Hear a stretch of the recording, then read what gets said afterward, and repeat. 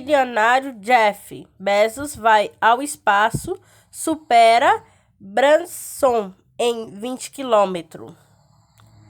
Fundador da Amazon e o homem mais rico do mundo, Jeff Bezos se tornou, nesta terça-feira 20, mais um bilionário ao chegar ao espaço com recursos próprios. Ao lado de outros 3 passageiros, incluindo seu irmão Mark, o magnata embarcou no veículo suborbital New Shepard em sua empresa Blue Origin e chegou a uma altitude de 100 km, quase 20 a mais do que seu rival nesta corrida espacial dos bilionários, Richard Branson.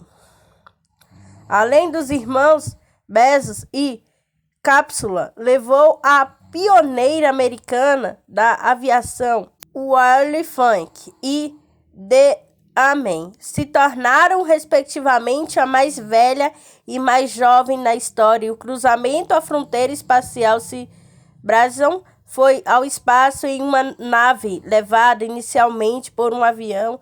O lançamento na New Shepard foi mais tradicional e feito na vertical e com o auxílio de um foguete. A cápsula se desacoplou cerca de 75 km de altitude e continuou subindo até ultrapassar a linha de Kármán, 100 km acima do nível do mar. Para a maior parte das organizações internacionais, essa linha imaginária delimita a fronteira espacial, embora os Estados Unidos consideram que o espaço inicia aos 80 km de altitude, patamar alcançado por Branson com a VSS Unity da Virgin Galactic em 11 de julho. Tanto o foguete quanto a cápsula New Shepard pousaram em segurança em um deserto no Texas, concluindo um voo que durou pouco menos de 10 minutos e meio, assim como Bezos também pretende explorar o turismo espacial. Tratamento pode fazer câncer de mama regredir. O trabalho foi publicado na Ciência, revista científica distribuída pela Associação Americana para o Avanço de Ciência, AAAS. Um composto encontrado por pesquisadores da Universidade de São Paulo de Harvard, nos Estados Unidos, pode acelerar em até 6 vezes a regressão do tipo mais agressivo do câncer de mama.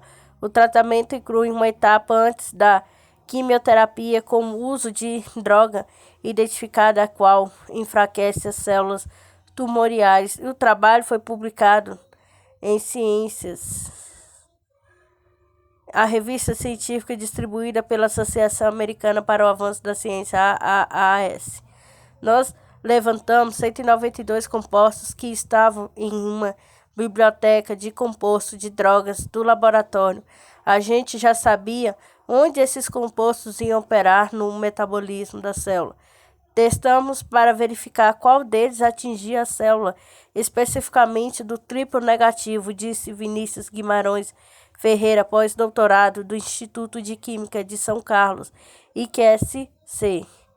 É um dos autores de pesquisa triplo negativo e como se chama o tipo mais severo de câncer de mama. Na Universidade Norte-Americana, Ferreira foi supervisionado pelo professor Anthony Letay, especialista na avaliação de mecanismos que levam as células tumorais à morte. Ela trabalha com a seguinte visão: eu não quero necessariamente encontrar um composto que sozinho mata a célula, mas eu quero buscar um composto que deixe a célula mais próxima de morrer, explicou.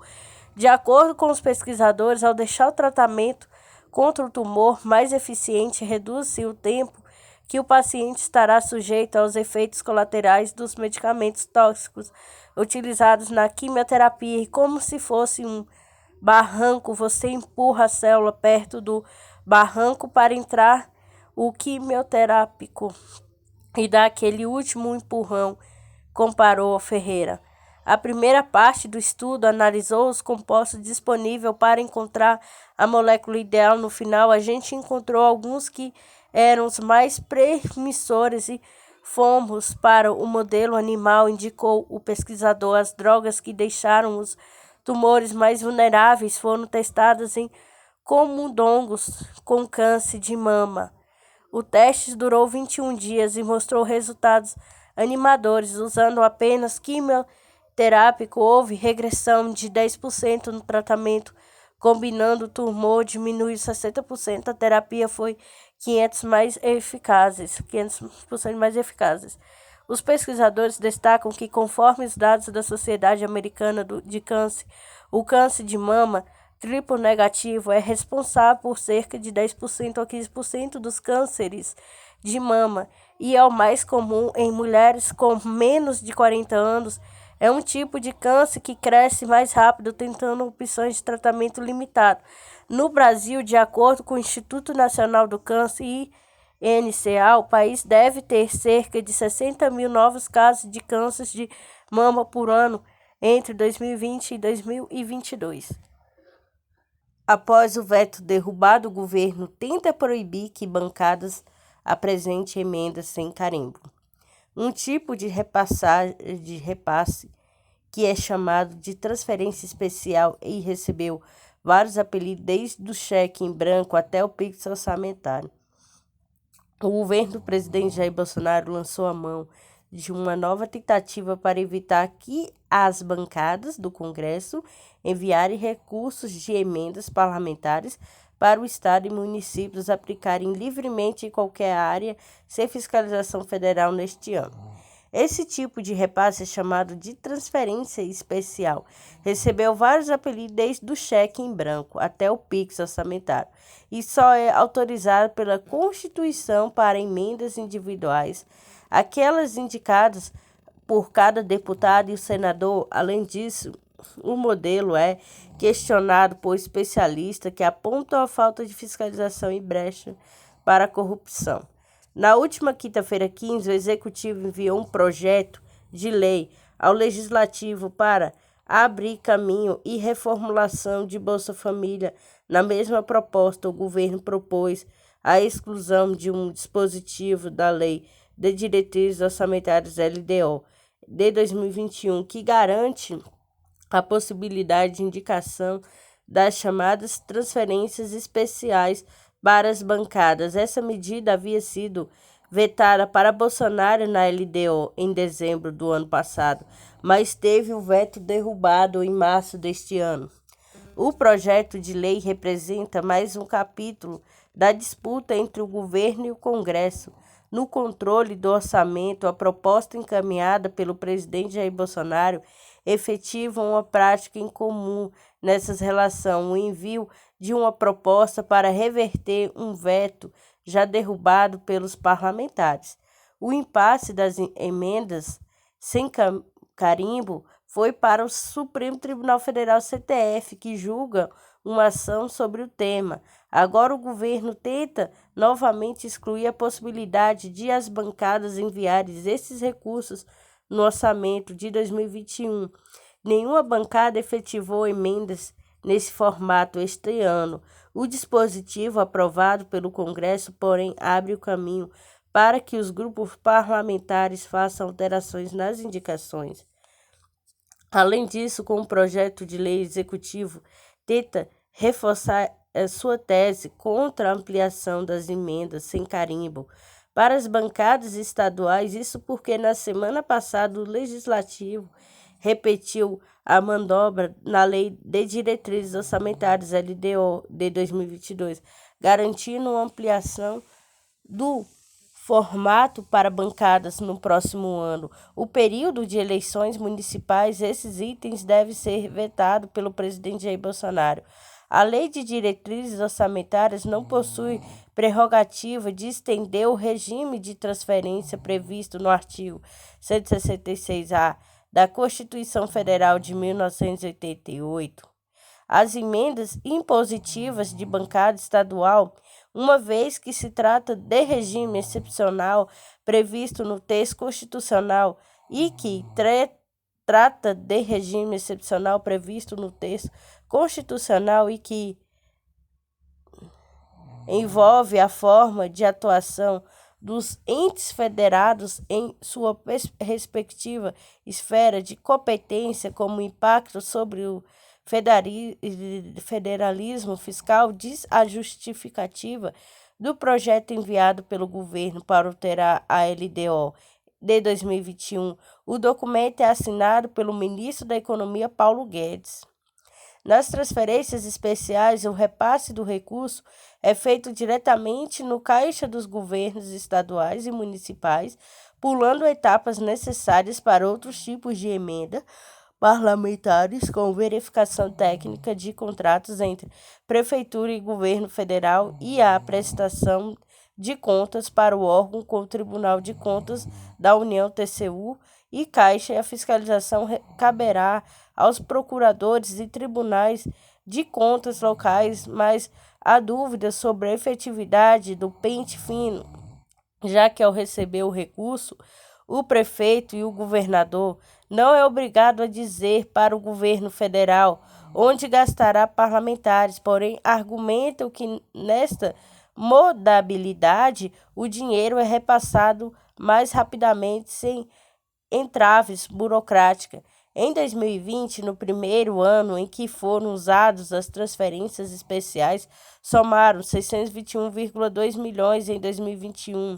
O valor subiu para 1,99 bilhões, demonstrando o crescimento na adesão. Esse tipo de repasse direto e sem carimbo entre os parlamentares, nos 2 anos, o modelo foi adotado apenas para emendas individuais. Na prática, ampliar o modelo para as bancadas aumentaria ou ainda mais os valores nos próximos anos, como Daniel Terman, com a Agência Estado.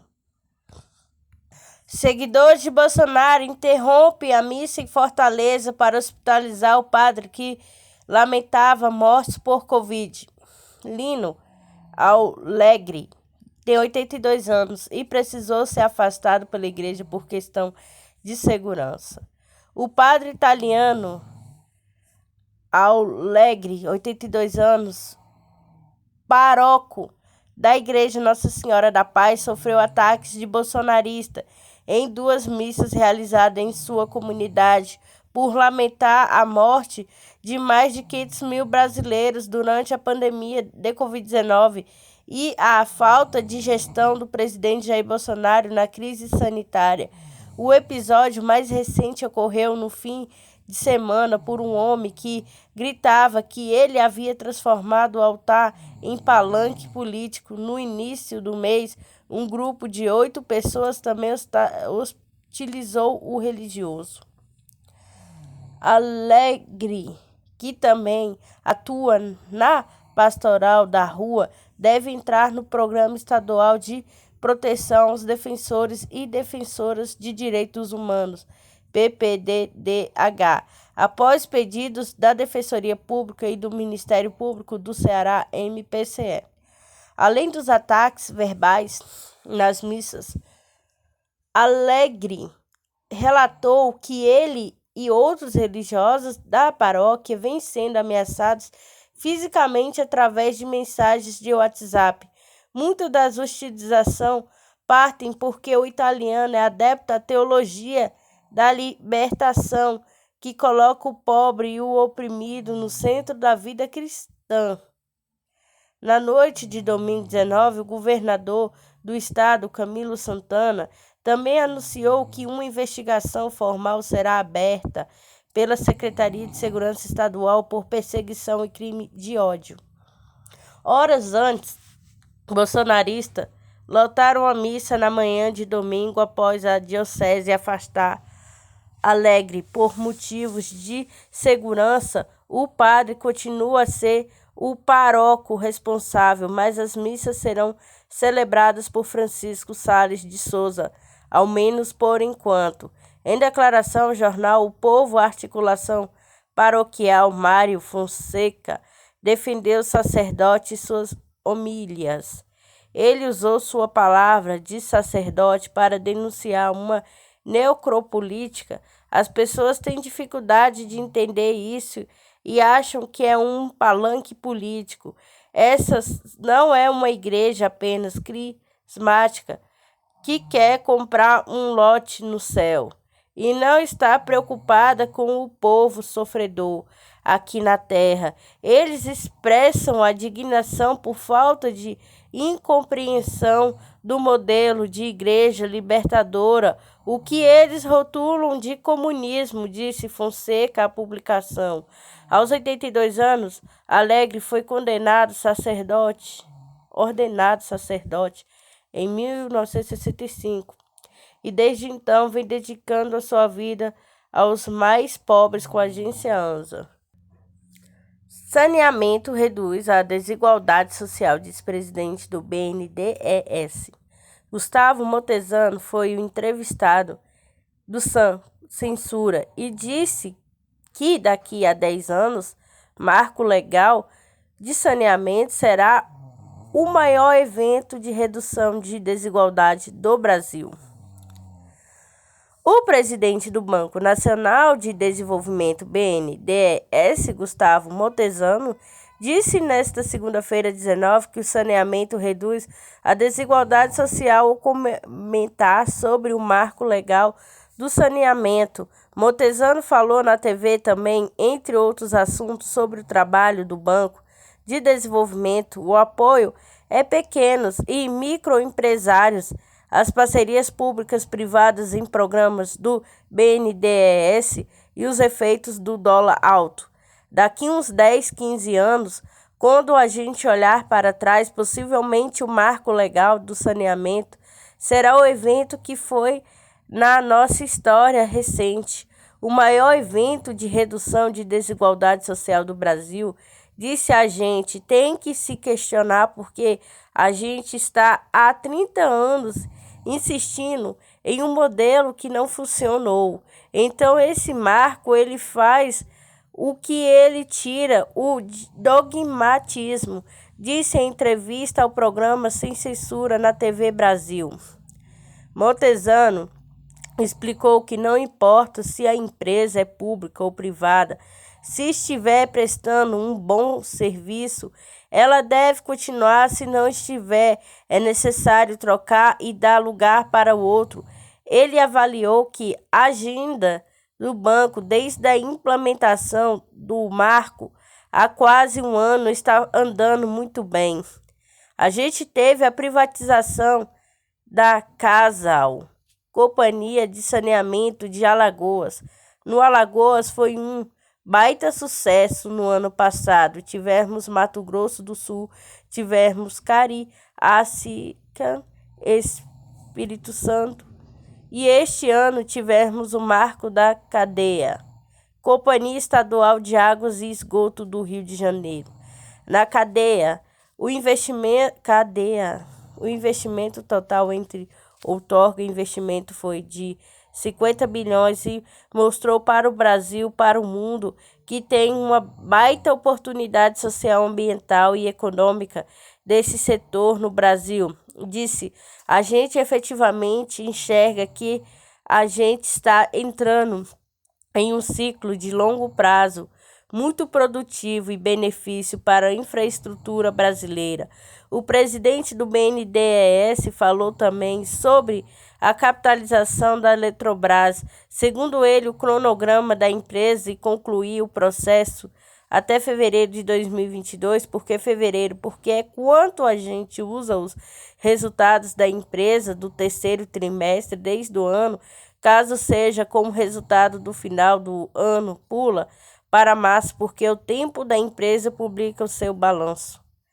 Motezano diz que está confiante que vai cumprir esse cronograma. Naturalmente, depende do Judiciário, depende do TCU, Tribunal de Contas da União, uma série de órgãos que participam dessas governanças. Resumindo, o que é a capitalização são 4 pilares. Primeiro pilar é a gente colocar de que o projeto de Angra 3 eletronuclear, segundo pilar, e tirar a eletronuclear Itaipu da Eletrobras, porque são empresas estatais e terceiro pilar, seguir todo o rito burocrático e processual de uma privatização, e o quarto pilar é fazer a operação do mercado na bolsa de valores que possam físicas e investidores poderão participar. Esse quadro pilares estão andando bem com a Agência Brasil.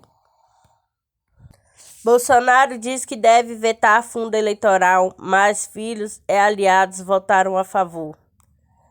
Presidente deu entrevista ao Rádio Nacional da Amazônia. O presidente Jair Bolsonaro garantiu que deverá vetar o aumento no fundo eleitoral de 5,7 bilhões aprovado na quinta-feira 15 pelo Congresso na Lei de Diretrizes Orçamentárias LDO para 2022. Posso adiantar para você que não será sancionado, disse o presidente em entrevista para o Rádio Nacional da Amazônia nesta segunda-feira 19. A tendência nossa e não sancionar isso daí em respeito aos trabalhadores, ao contribuinte brasileiro, disse o presidente. Segundo o presidente, o dinheiro pode ser mais bem empregado na construção de pontes e construção de malha rodoviária, por exemplo. Auxílio emergencial e novos programas de renda.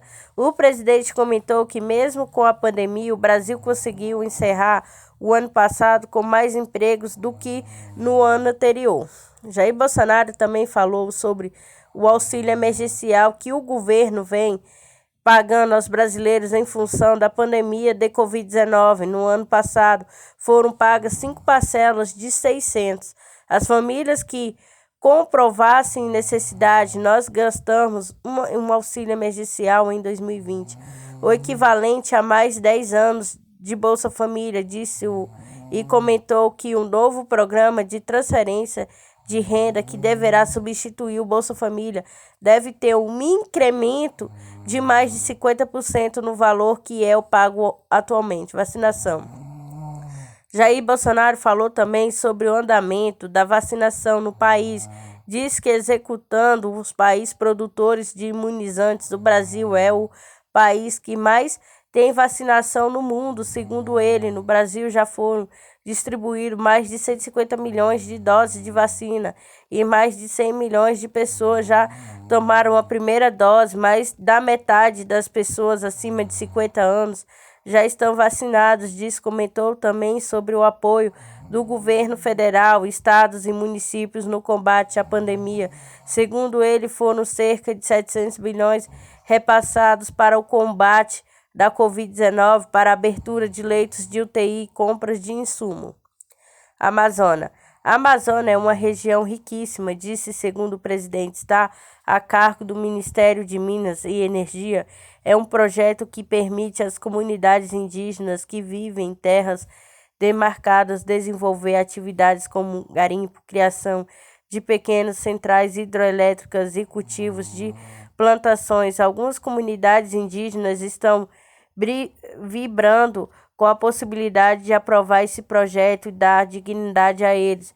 Bolsonaro também falou sobre a distribuição de títulos de formas agrárias na região. Em 2 anos de governo, nos distribuímos mais títulos do que nos últimos 20 anos, disse. O presidente disse também que trabalha para a eliminação de gargalos que impede as exportações. Exemplos do afastamento da BR-163 eram uns 50 quilômetros apenas, mas que levavam uns 10 dias de chuva para um caminhão carregado passar. O Tarcísio de Freitas, ministro da Infraestrutura, asfaltou isso daí. Saúde. O presidente também comentou sobre seu estado de saúde. Segundo ele, o quadro de obstrução intestinal foi agravado por uma crise de soluços, mas ele garante que o problema já foi resolvido. Eu estou bem, 100%, e concluiu, estou bem e vou cumprir essa missão até o último dia com a Agência Brasil. Mais de 3 milhões de doses da vacina da Pfizer devem chegar ao Brasil.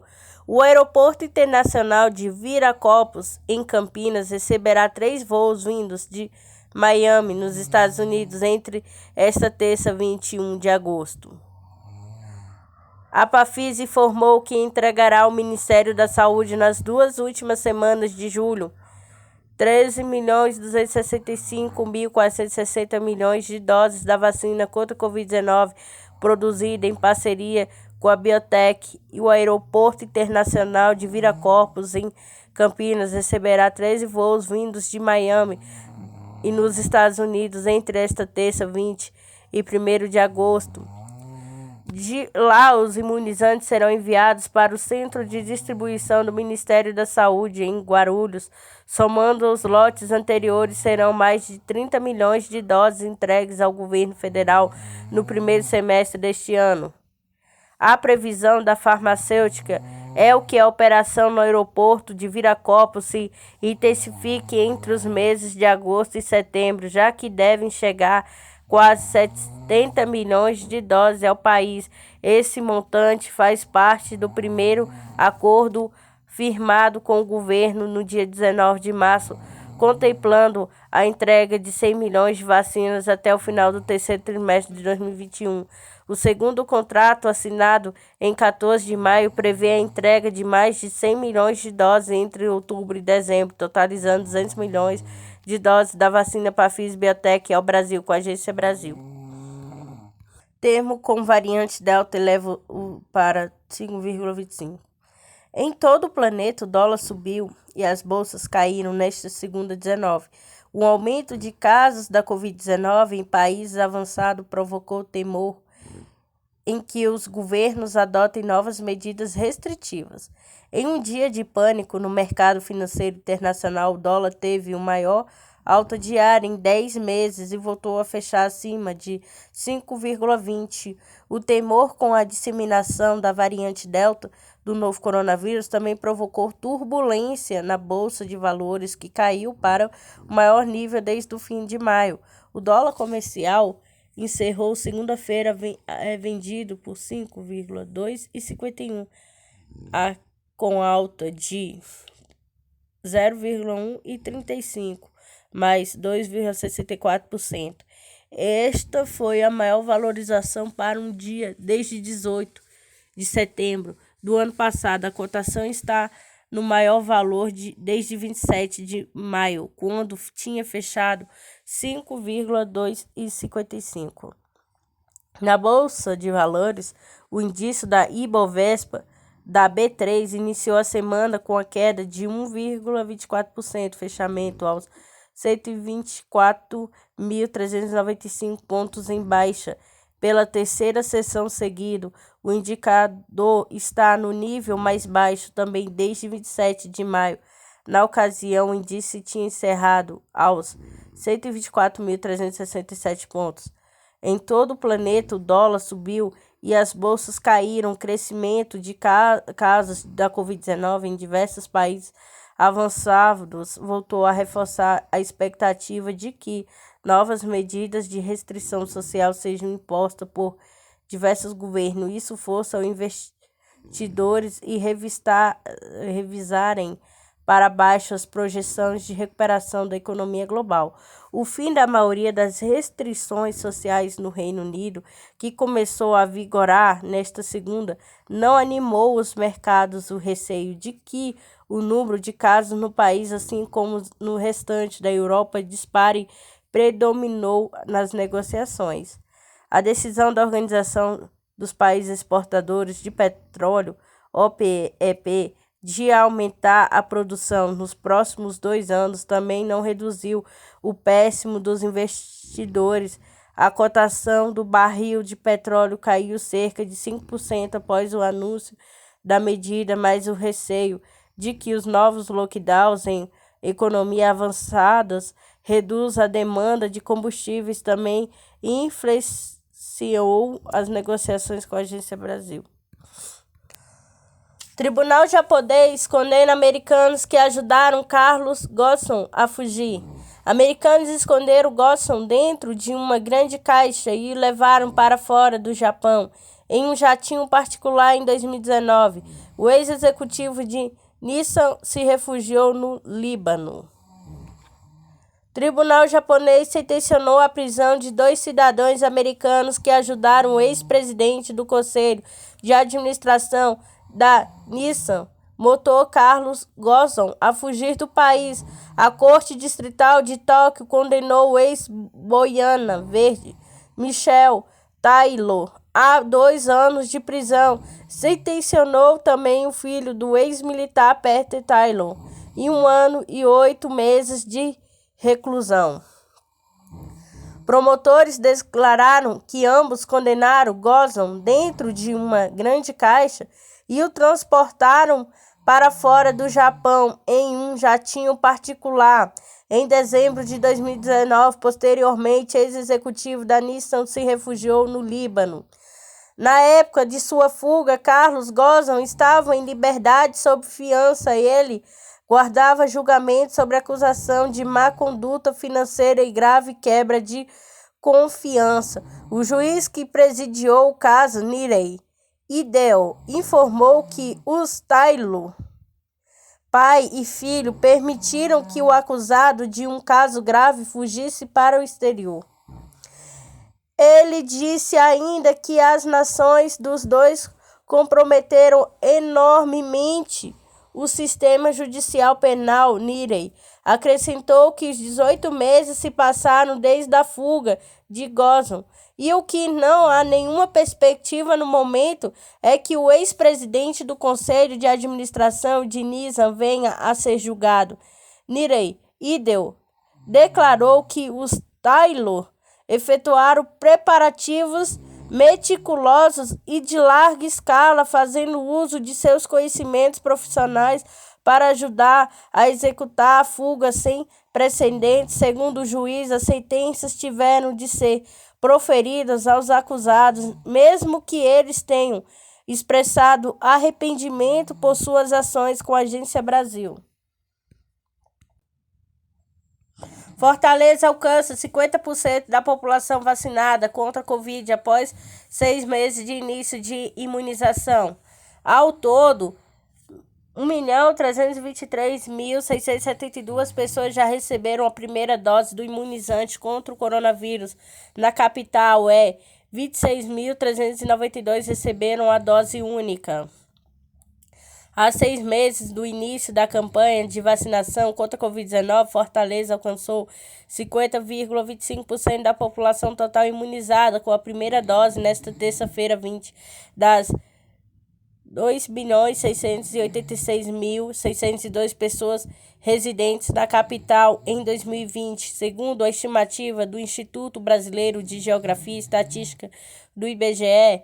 1.323.672 delas receberam o DI e 26.392 a dose única. A informação foi dada pelo prefeito José Sarto no primeiro dia do Seminário dos Gestores Públicos do Ceará via transmissão ao vivo. A primeira dose, a depender do imunizante, dá um percentual bom já de até 70% de imunidade. O restante vem com o término do ciclo vacinal, que é a segunda dose, afirma. De acordo com Ana Estela Leite, secretária municipal da Saúde, a cidade conta com mais de 110 pontos de vacinação aplicada a D1. Além disso, houve ampliação da faixa etária para aplicação da primeira dose. Mesmo sem agendamento, iniciarmos com 60, passarmos para 50 e agora estamos com 45 anos.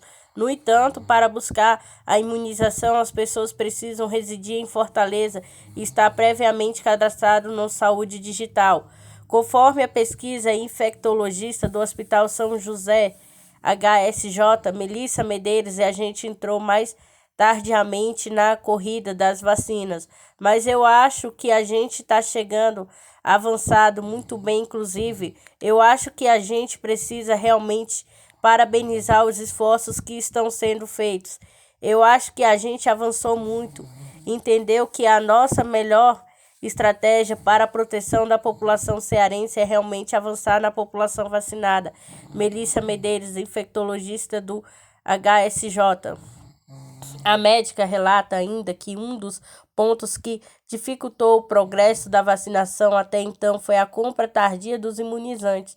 Os acordos demoraram a chegar à produção de vacinas em larga escala. Foi bem retardada no momento em que outros países já estavam avançando muito nisso. Os cuidados continuam. Para Mônica Fassan, infectologista e professora da Faculdade de Medicina da Universidade Federal do Ceará, UFC, apesar do fato ser um marco importante, ainda não é hora de ficar tranquilo e de achar que está tudo liberado, porque a gente conseguiu fazer 50% com a primeira dose, com a bem assim. A gente precisa chegar a 50% da segunda dose e depois chegar a 70% e 80% da população total vacinada para a gente ficar mais tranquilo, porque enquanto a gente não tiver isso, a gente vai ter vírus se multiplicando e transmitindo continua. Quanto maior a nossa cobertura, maior a nossa chance de controlar a doença.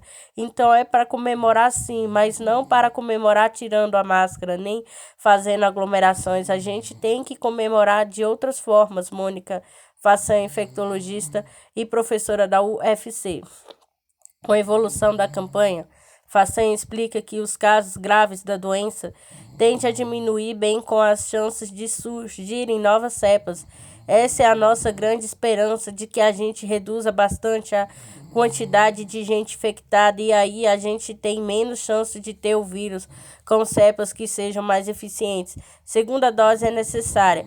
Neste cenário, a professora da UFC reiterar que é de extrema importância que as pessoas não deixem de tomar a segunda dose dos imunizantes, exceto a vacina da Janssen, que tem dose única, porque a eficácia dele só é atingida de fato quando completa o esquema vacinal. Quando chega a sua vez, vai se vacinar, porque é da nossa chance de voltar a ter uma vida parecida com a que a gente tinha em 2019. Mônica Fassan, infectologista e professora da UFC. É tão esperado o dia. Este é o caso do estudante Gustavo Castelo, 30 anos, que recebeu a primeira dose da vacina Oxford AstraZeneca nesta segunda-feira 19, no Shopping Rio Mark Kennedy.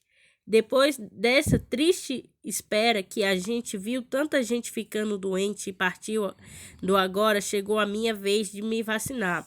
Eu fico muito feliz de ter recebido minha dose no meio de uma pandemia que vitimou milhares de pessoas. Uma doença dessa é uma roleta russa. A gente não sabe se leva ou se vai evoluir para um quadro fatal. Gustavo Castelo, estudante. Gustavo expõe que o modo de adquirir a doença era constante, não só para si, mas principalmente para sua família. Ainda mais eu moro com a minha avó idosa. Mesmo com a vacina, eu vou continuar tomando os cuidados necessários recomendados pela ciência. Eu acredito na ciência. Caixa vai contratar mais de 4.000 profissionais de 5.000 estagiários. Vagas são para reforçar a rede de atendimento do banco em todo o país. A Caixa Econômica anunciou ontem, 19, a contratação de 10.000 novos colaboradores entre empregados e terceirizados. O objetivo, de acordo com o banco, é fortalecer a rede de atendimento. Como será a divisão das vagas? 3.000 convocados em concurso público e 1.000 para as pessoas com deficiência em concurso ainda a ser realizado. 5,2 mil para estagiários e aprendizes. 800 para vigilantes e recepcionistas terceirizados. Serão 4.000 empregados, dos quais 3.000 vão ser convocados a partir do concurso vigente. Para tal fatal ainda a autorização da Secretaria de Coordenação e Governança das Empresas Estatais, SEST. Outras 1.000 vagas serão destinadas à pessoa com deficiência, PCD, em concursos específicos para este público, com previsão de lançamento do edital até setembro de 2021. O banco contratará ainda 5,2 mil estagiários e adolescentes aprendizes. A contratação de aprendizes realizadas por parceria com entidades sem fins lucrativos selecionadas via chamadas públicas e convencionadas para esta finalidade, conforme a lei de aprendizagem. Já os postos de estágio serão preenchidos por candidatos que já foram aprovados em processo de seleção realizada pelo Centro de Integração Empresa Escola CIEE. Outras 800 oportunidades serão para recepcionistas vigilantes por meio de empresas terceirizadas especializadas na área. A Caixa não informou quantas vagas serão endereçadas ao Ceará. Auxílio emergencial. A Caixa Econômica Federal concluiu novas análises. Mais de 30 mil trabalhadores foram incluídos na quarta rodada de pagamentos do Auxílio Emergencial 2021. Com isso, o investimento do governo federal para pagamentos do benefício a esse novo contingente será de 6,39 milhões. Os trabalhadores considerados elegíveis neste lote deverão receber todas as parcelas que têm direito de uma vez, de acordo com o calendário de pagamento regular do benefício. O prazo para solicitar uma análise segue até dia 24 de julho no site da DataPrev.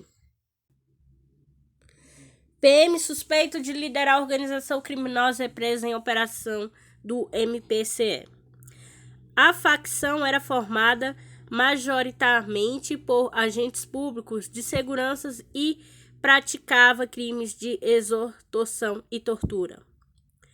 Um policial militar foi preso na manhã desta terça-feira 20 em Itabaiana, na Paraíba, suspeito de liderar uma facção criminosa formada majoritariamente por agentes públicos de segurança. O grupo atuava na região metropolitana de Fortaleza. A organização é alvo da quarta fase da Operação Gênese, deflagrada pelo Ministério Público do Ceará, MPCE, nos municípios da Aquiraz, Itaitinga e Pacatuba, além da capital e da cidade paraibana.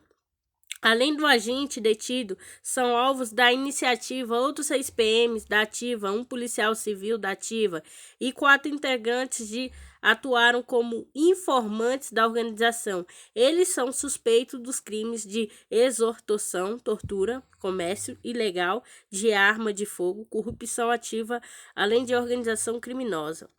Ao todo, foram expedidos 12 mandatos de busca e apreensão, 7 mandatos de condução coercitiva destinada aos policiais, um mandato de prisão contra o PM apontado como líder do grupo, além de medidas cautelares de afastamento das funções de todos os outros 6 agentes. Das ordens judiciais expedidas, 5 são da Vara de Delitos de Organização Criminosa e 7 da Vara Única de Auditoria Militar do Ceará. A operação, feita através do Grupo de Atuação Especial de Combate às Organizações Criminosas, GAECO, e conta com o apoio da Coordenadoria da Inteligência COIN, da Secretaria de Segurança Pública e Defesa Social, SSPDS, além da Coordenadoria de Planejamento Operacional, COPOL, da SSPDS, da Polícia Militar do Ceará e da Coordenadoria de Inteligência, COINT, da Secretaria de Administração Penitenciária, SAP. Como funcionava o esquema? Os investigações verificam a prática de crimes por parte de agentes policiais que estruturavam para realizações ações ilícitas e uma complexa teia de corrupção envolvendo agentes públicos. Segundo as autoridades, a organização criminosa praticava crimes de extorção e tortura contra traficantes com o objetivo de obter vantagens financeiras. Os alvos dos policiais eram cuidadosamente escolhidos entre traficantes como poder aquisitivo ou que já tinha alguma passagem, o que facilitava as exigências e as abordagens e o alcance das vantagens almejadas pelo grupo. Os agentes públicos tinham acesso ao sistema de informações da polícia para selecionar as vítimas e planejar as ações. Os modos operandi do grupo funcionava da seguinte forma: as informações trabalhavam na procura e no levantamento de situações potencialmente lucrativas para o bando. Então, eles levavam essas informações ao PM líder da organização, que orientava sobre os detalhes da ação, com veículos usados, rotinas e principais endereços das vítimas. Em paralelo, ele selecionava e convidava, e depender do caso, os demais comparsas para execução do plano. Com a equipe formada e o alvo passava a ser monitorado.